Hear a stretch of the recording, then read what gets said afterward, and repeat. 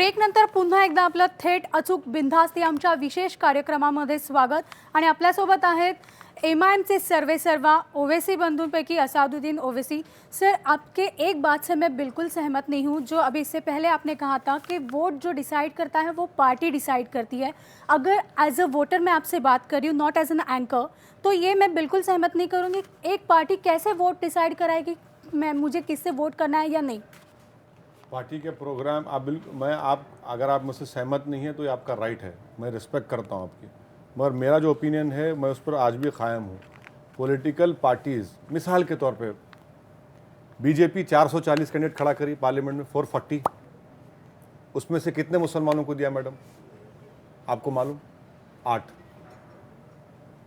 440 में 8 दिए, 440 में 280 जीते। आप ये फिगर है 281 सब जी, 8 दिए।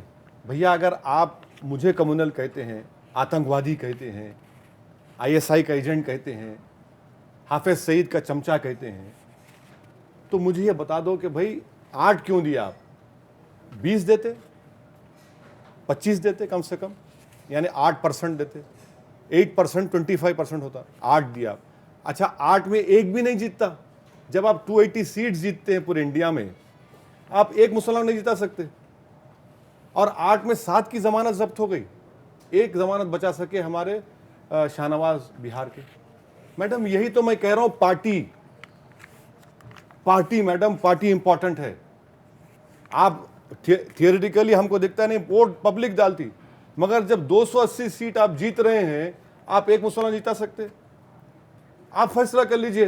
ये जानबूझ के करते हैं ऐसा लगता है? अरे सर, जानबूझ के करते हैं, क्या करते हैं सर मुझे क्या मालूम। मैं अगर जानबूझ के बोलूंगा तो बोलते देखो ये आतंकवादी भड़काऊ भाषण कर रहा है, आप बोलेंगे मीठी बात करो। सर इतना सब होने के बाद कौन सी मीठी बात निकलेगी मुंह से? मुझे तो यही चीजें मजबूर कर देती हैं। अगर मेरी जबान में करवाट है तो ये नाइंसाफी की वजह से है। 280 आप नहीं, 280 सर, 280 सीट्स आप, मैडम आप समझे मेरी बात को, 280 सीट्स जीतते हैं आप, और 420 में 8 खड़ा करते, 440 में, और एक भी नहीं जिता पाते आप। ये सबका साथ सबका विकास कहाँ है? ये कहाँ गया सब? ये हम तो यार ठीक है, हम खराब हैं मानते हैं, हम छोटी पार्टी हैं, हम नाली के कीड़े हैं, ठीक है होगा भाई। आप तो माहिर है ना, आप तो महापुरुष हैं भाई, जिताइए ना भैया। प्रूफ करिए हम लोग ऐसे लोगों को रॉन्ग कि तुम गलत हो, तुम झूठे हो। आप प्रूफ नहीं कर सकते इसलिए कि आप नहीं कामयाब कर सकते, और इनकी सपोर्ट में पूरे के पूरे आ जाते। यानी आपका रोष पूरे के पूरे तरह सरकार पर है?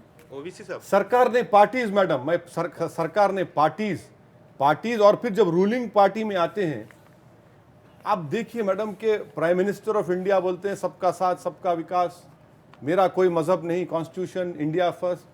फिर ये महाराष्ट्र में कोर्ट जब मुस्लिम रिजर्वेशन के लिए कहा कि दो इनको, आप क्यों उसको रोक लगा दिए? आप बताइए क्यों रोक लगा दिए? मुस्लिम बच्चे पढ़ लेते, कॉलेज में एडमिशन ले लेते, नौकरी मिलती उनको, कम से कम अगर एसीपी नहीं बनता तो एक चपरासी की नौकरी मिलती उसको। अरे भाई, आप हमारे जितने डेवलपमेंट के डोर्स हैं आप बंद करते जा रहे हो उसको, और आप बोल रहे कि क्यों नहीं कि आगे बढ़ते। यही तो हम कह रहे हैं कि ये चीज़ें नाइंसाफ़ी हैं। इसी से ये परसेप्शन पैदा होता लोगों में कि ये लोग इंसाफ नहीं कर रहे। थोड़ा सा महाराष्ट्र में वापस आते हैं। आपने कल 45 सीट डिक्लेयर की है औरंगाबाद के लिए, फर्स्ट टाइम एंटर कर रहे हैं कॉर्पोरेशन। 45 नहीं, 63।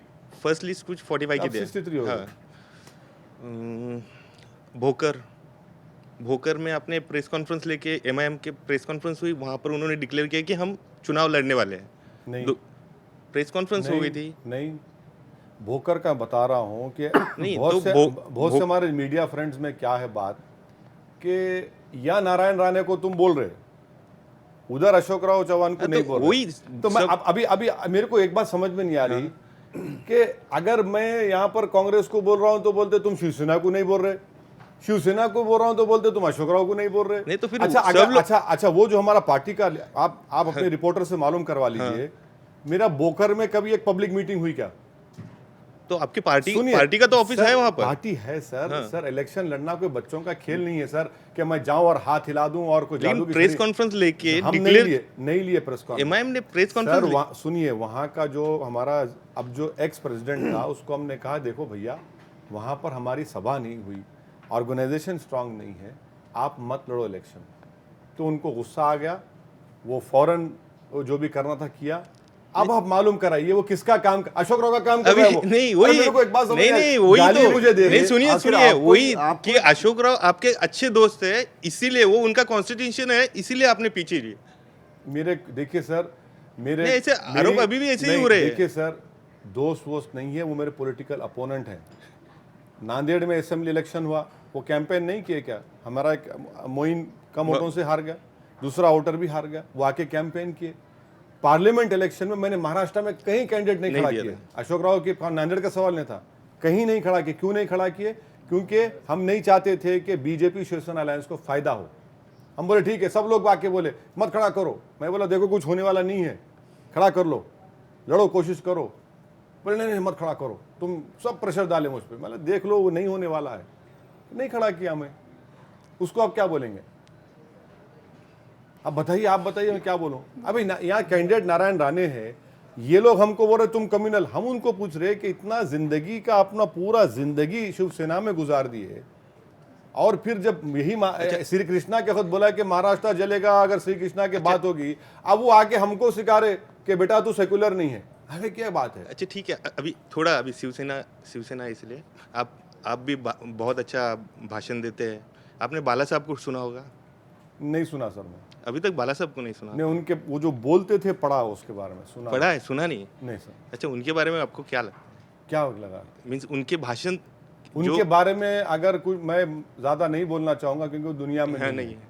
मैं उनका अपोनेंट, पॉलिटिकल अपोनेंट था और रहूंगा, मगर सिर्फ इतनी बात करूंगा कि उनके बारे में अगर पढ़ना है तो जस्टिस श्री कृष्णा कमीशन की रिपोर्ट पढ़ लीजिए, बस पढ़ लीजिए। आप पढ़ लीजिए, आपके हर सवाल का जवाब उसमें मिल जाएगा।